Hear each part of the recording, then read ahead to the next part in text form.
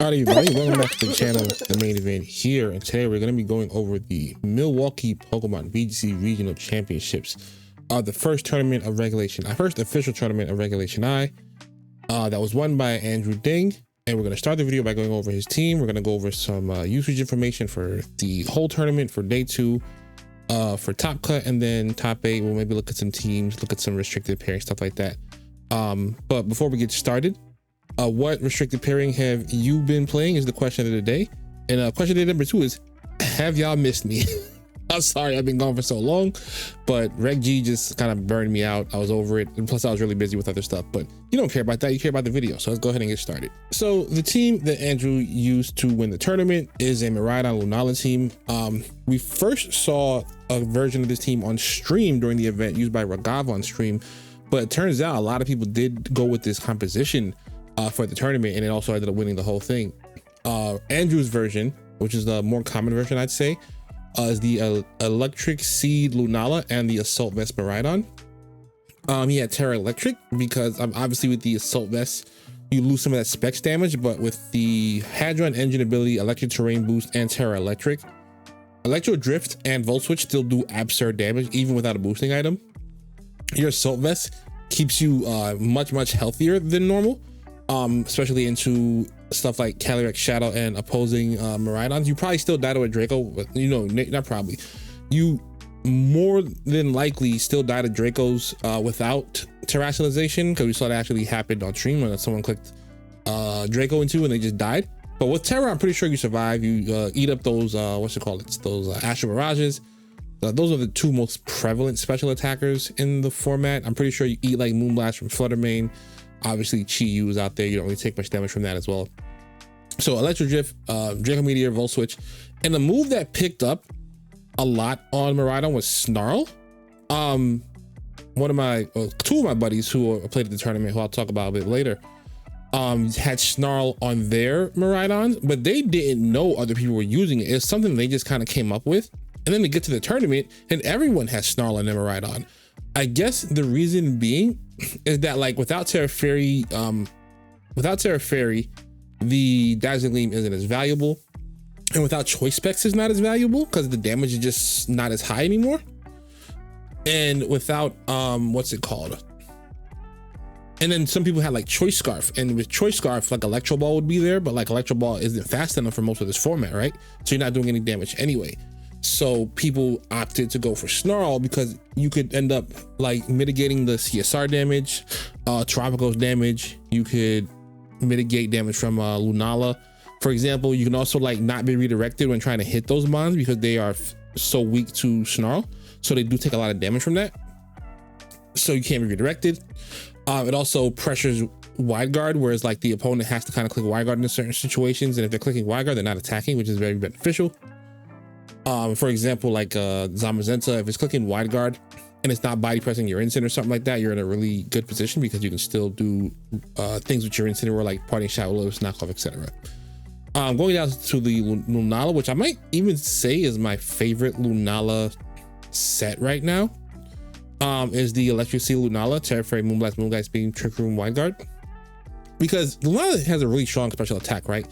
So it doesn't necessarily need a boosting item. It would like to hold one, but it really can't because Life Orb breaks its own Shadow Shield, right? And Trait Specs, you can't really be locking into one move with Lunala. It's too vulnerable for that otherwise. So I think that you have to find ways to give it an item that works. And most people use lefties for like Combine stuff. I've used Safety Goggles, but I think Electric Seed is a great item actually. There's something I saw pick up at the beginning of the format, but I didn't realize it would catch on so much that I'd be willing to bet that this was its most common item. Haven't actually checked that, so we'll look and see if we can figure that out in a moment. But yeah, very standard otherwise. A lot of people did bring the Meteor Beam set, so that also could have been a common item. I'm not a huge fan of Meteor Beam because one, Meteor Beam, yeah, you can hit the Incineroar, but after that you can't touch it. Especially if you miss, it's kind of just useless. And then like a problem a buddy of mine named Blake ran into was that he couldn't hit Terabagos at all because he only had Moonguts as the other move, right? So it just didn't work out. But I think this might be the best Lunala set out there right now. The rest of the team had things like Ursaluna, which really had more usage than you'd expect this tournament. A lot of really good placements, I want to say, as well. Just because like under Trick Room, it's like one of the best Trick Room attackers that isn't also restricted, but you can do a lot of restricted damage. And Ursaluna actually presents something that I had not considered before. Terra Ghost Ursaluna with like Wide Guard is really good into like CSR Zama, right? Because you can Wide Guard to prevent getting hit from Astral, and then you can like Terra Ghost to stop yourself from getting hit from Body Press, right? And you hit them both for incredible damage, right? Like no CSR can take a Headlong Rush. And Guts boosted Headlong Rush, I'm pretty sure it takes out Zama as well, if not like makes it really close.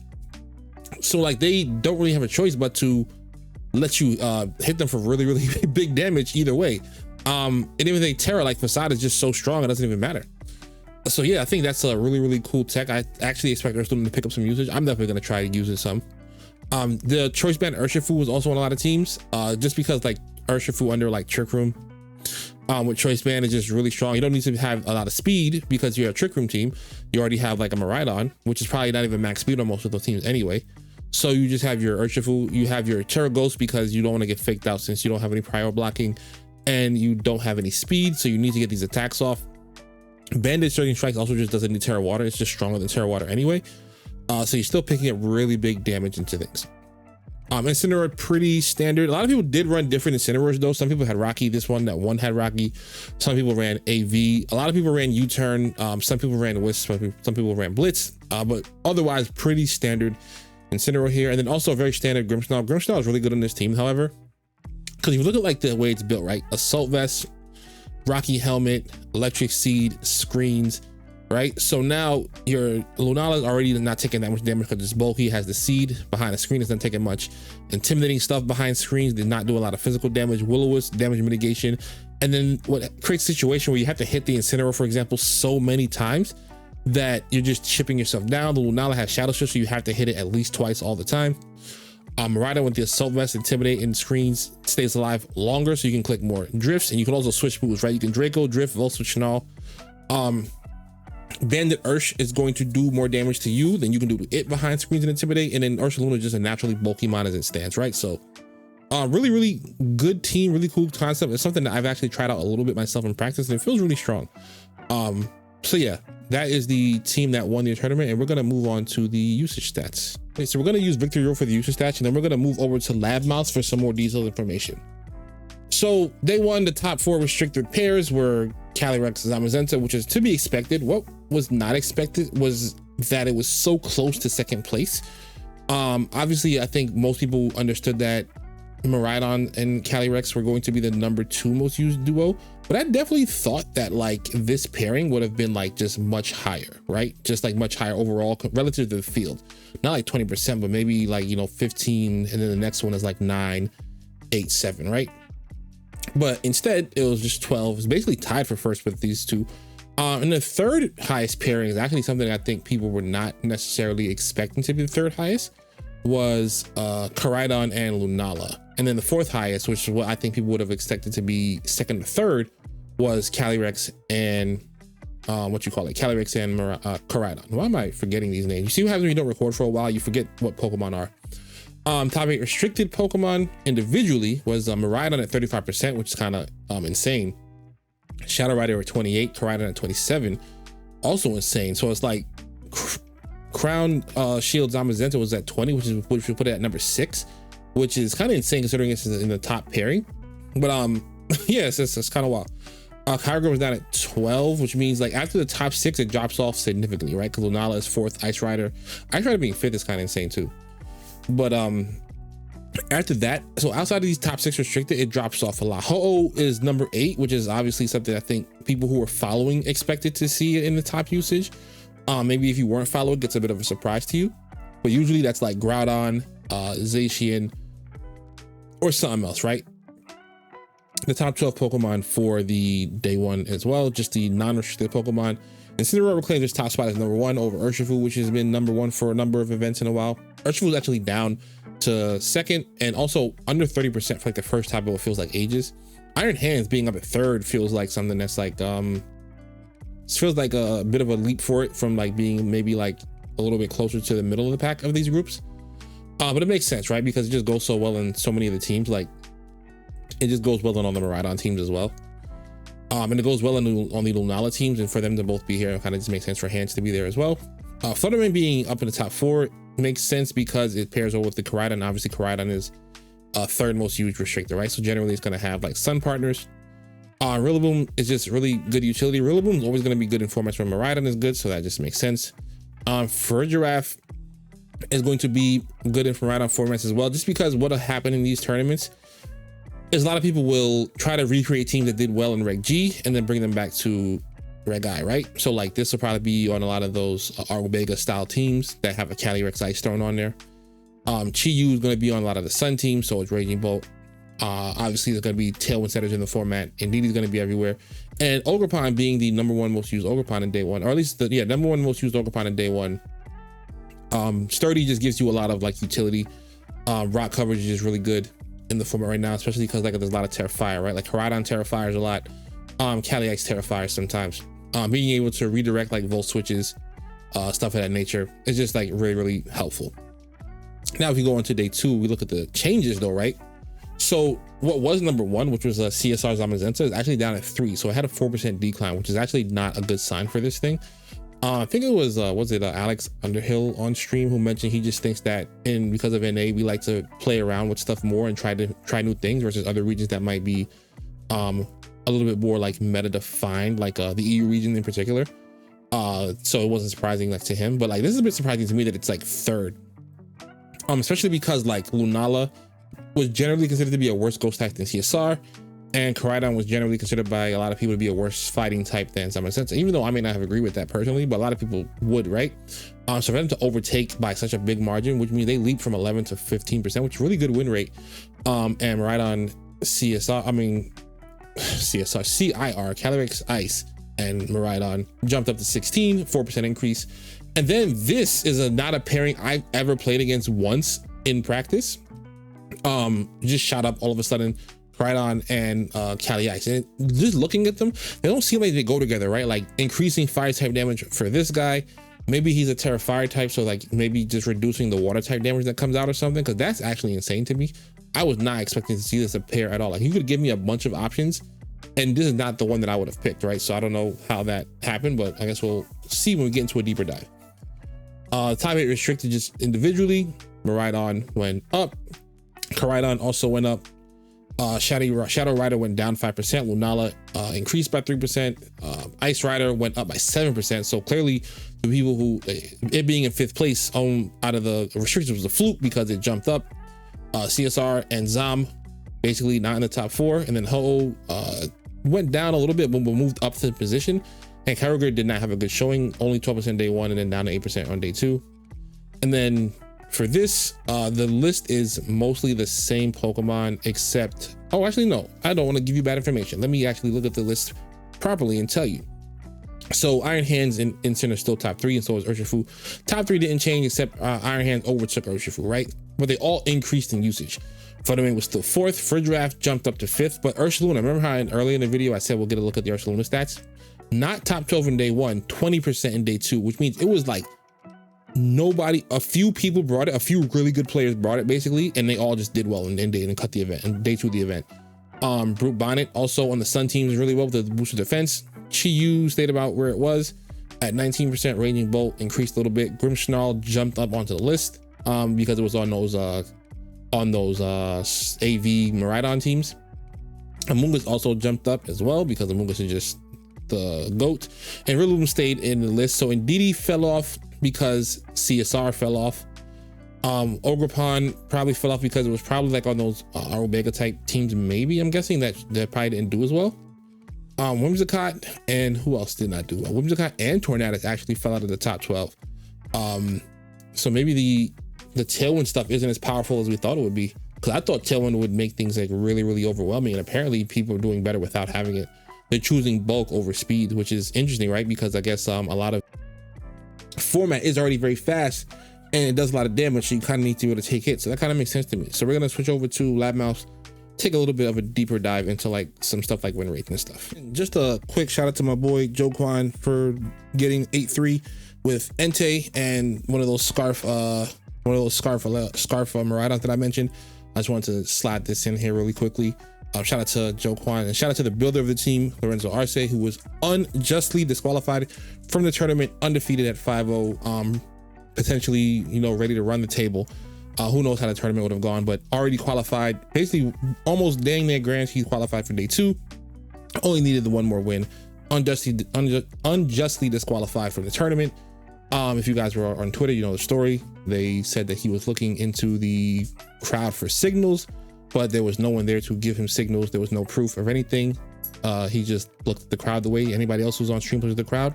Unjustly disqualified, but thankfully our boy Joe Kwan was able to do the team justice and get to the A3 finish and finish top 64. That's all I got to say about that, at least for now. Back to the video. So I'm not going to spend too much time on the day 1, day 2 stuff. I'm gonna go to Top Cut, but this is how Top Cut looked overall with usage numbers. Miraidon led all Pokemon coming into the tournament, right? There were more Miraidons than Incineroar, which is kind of insane considering that it's a restricted Pokemon and it's not eligible for like all teams in the way that Incineroar would be eligible for any team, even if it already has 2 restricteds on the team. So it's pretty insane, right? And Calorie Shadow was also like 3rd, right? So that's probably kind of wild, but I do want to just go over to day 2 real quick to see something like that. Also, win rates is really good information, right? 52, 50, 49, 50. So decent win rates for most of the Pokemon in the top usage as well. If you go over here, I have it set to 107 teams. If you want to use this resource, you go to this little box that says Top Cut and you type out the number. So if I was to change it to 106, right, it would then change to 106 teams, but I want 107 teams because those are the number of teams that made day 2. And if you look here, you see Miraidon still the number 1 Pokemon in day 2. Koraidon jumps up to 2nd place. Incineroar is in 3rd. Iron Hands, Urshifu, Calyrex, Ice becomes the 6th most used overall and the 3rd most used restricted, as we saw on the victory roadmap. My favorite part of Lab Mouse though was if you look to the right over here, maybe I'll zoom this in for you guys. You see the team compositions. So the number 1 most used team as far as day 2 was concerned was this Koraidon Lunala Sun stuff. This is why you can see Koraidon jumped up really heavily, right? Because it was on the most used team composition. And then you also see that Miraidon is on the next 2 highest used ones, right? The Miraidon Trick Room with Grimmsnarl and the Miraidon Trick Room with Whimsicott. Whimsicott is the Tailwind version. This is the Screens Thunderwave version. I've been trying the Tailwind version. And then Miraidon Cali Ice. So basically like kind of an Arubega-ish style team here is the next most used group of 6. Koraidon Sun once again with Lunala. This one has Raging Bolt and the first one did not have Raging Bolt. It had Ursaluna. Actually, we're see Ursaluna's over here as well in the usage numbers. Oh, let me scroll down for you guys. There we go. At 19% like we saw on the other chart. If you go back over here, you'll see that the next, so yeah, we don't even get until to CSR 1, 2, 3, 4, 5, 6 till 7 compositions in. We don't get to CSR Zama, which is kind of concerning for that comp because it's believed that that's the strongest pairing, right? And it very well might be the strongest pairing, but I guess because of the way teams are built in double restricteds, the other mons are so important in that if you have restricted that can enable them to be better than what they usually are, it's really helpful to them, right? And to kind of explain what I mean, if you look at like this squad here, right, the Lunala Miraidon stuff, the Lunala gets enabled by the Miraidon with the Electric Seed, right? Miraidon and Incineroar enable pivoting to get your Ursaluna in safely for the most part. If you're like smart with it, obviously, you can use them to enable your pivoting to get into your bear really quickly. The Grimmsnarl enable in the Incineroar enable Lunala to have survivability, to set up Trick Room more times, to get more attacks off since I have a boosting item, to get more Volt Switches off safely because you have damage mitigation, right? With the Assault Vest. The Urshifu enables the Trick Room mode because people protect to stall out Trick Room, right? So now you can break through Protect with your Choice Band, Close Combats, and your Choice Band, Choice Band Surging Strikes. So the team and these 2 restricted enable each other, enable the rest of the team really well. Obviously here, teams that are built on Sun struggle with like Kyogre, right? But Lunala's Wide Guard helps deal with that. Also your, what you call it, your restricted, your Koraidon enables Fluttermane, Chi-Yu, and Brute Bonnet in order to deal with things, right? There's also a team that would normally probably lose to Cali Ice. Lunala and Sun helps the whole team beat Cali Ice, for example, right? These two enable the other 4 Pokemon. If you look at like CSR and Zama, right, they more so need to be enabled by their partners, right? So Zamazenta damage needs to be increased by like POW, but this doesn't really help POW in any kind of way, because the only thing it hits really is like what, Incineroar, which is like, you have other ways to like do that, right? You have like your Urshifu already. The Tornadus enables the CSR because you don't want to get outsped, right? But when you pair them together, CSR doesn't really enable Tornadus to do anything special, right? So I'm not explaining as clear as I would like to be, but like, you guys kind of catch my drift, right? Like, oh, the recovery here is nice, but look at the Pokemon. They're all 3 of them are Feral Pokemon, and 1 of them is a flying type. So the recovery doesn't really enable anyone here. So that's kind of my gift. Like, these are really good Pokemon that a really good balance player can like obviously pilot to a win. Not bad. But I think the reason the other teams are having more success at the start is that the restricteds are basically taking its 4 other partners and elevating their game higher than what they are on their own. Yeah, I kind of got that how I want it now. Anyway, so I'm gonna go over to the top cut. There's 25 teams in top cut, asymmetrical cut. We still have Miraidon at the highest features with the 57% win rate. I did want to look at Lunala, right? Because I did mention the item. So the most used item for it in top cut was 4 power herbs, 3 electric seeds, and 1 lefties. I want to go over here and check as well. So power herb generally was its most used item, it seems. Yeah, 111 power herbs, 21 electric seeds. But if you notice, right, it's 69% for day 1. It goes down to 53% power herbs for day 2, and then 50% for, so electric seed kept climbing. So electric seed I do think is the better item. As it kept going up and power kept going down, like power probably only made 50% because it had so much usage at the start. So even with a 20% drop, it still had a high number. But that's something that I was thinking about. As far as the Miraidons, the choice spec still is the item of choice overall, but Silvers did win the tournament and it is picking up steam, and it's something that I think you have to look out for going forward. Clover Cloak is interesting too, right? Because you don't get faked out. What else did I want to look at? Oh yes, the top 8. So top 8, we're gonna look at the usage real quick, and then we're gonna actually look at the top 8 teams just to see how the team comps went. Actually, if we look here, oh, so 25% of the teams in top 8 were were like the Miraidon Trick Room stuff. So Miraidon had 1 appearance, 2 appearance, 3, 4, 5, 6, 7 in top 8. And Lunala had 3 in top 8, and they were a pair on, I think, all 3 of those teams. 1, 2, 3. So 3 of the top 4 teams were Lunala and Miraidon. Cali Ice Miraidon also made 2nd place. What other restricteds actually made top 8? No CSRs, right? Oh, there's a CSRs. 1 CSR in top 8. 1 Tropicals. Were they on a team together? Let's see. They were on a team together. So this is a team comp that I personally am not a fan of. Both these guys want a Terra. Yeah, both of them want a Terra. Both of them want to click spread moves.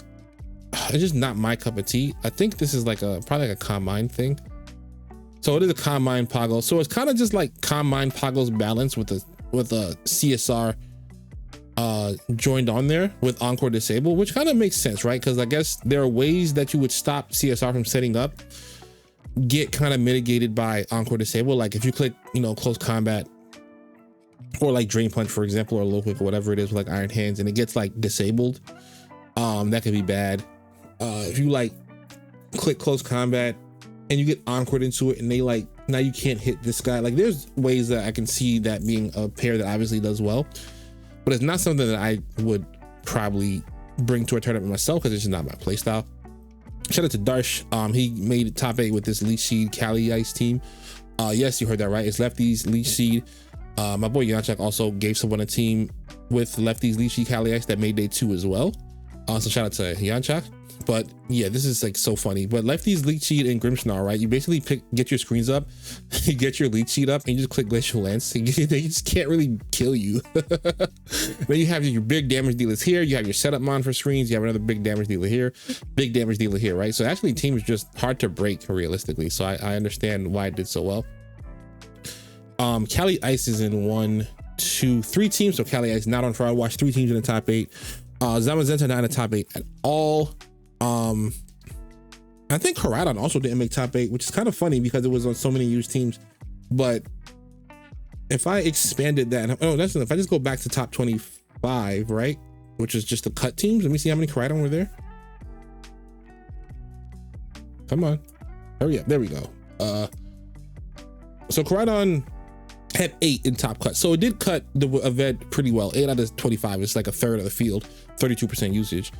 So right now it is like the #1 fighting type restricted because I don't see it. Zamazenta is way down here. Zamazenta did worse than like Ditto and like Sinister and like it did the same as many Zamazentas in cut as Toxapex, dude. So like whatever. I think that's where I'm gonna like wrap it up. So let me know what you guys think of this tournament and its results. Is this like an indication of where the meta is going to be going for the rest of this regulation, or is this just like first tournament, people trying out what they think might feel good, and then things will be completely different by Portland, completely different by NAIC, and then completely different by Worlds? Let me know what you guys think. Otherwise, thank you guys for being here. Thank you guys for sticking with me again. Sorry for the long break, but I will be trying to pump this content out again for you guys. So otherwise, click like for your boy, subscribe if you are new, and I see you guys in the next video. Peace.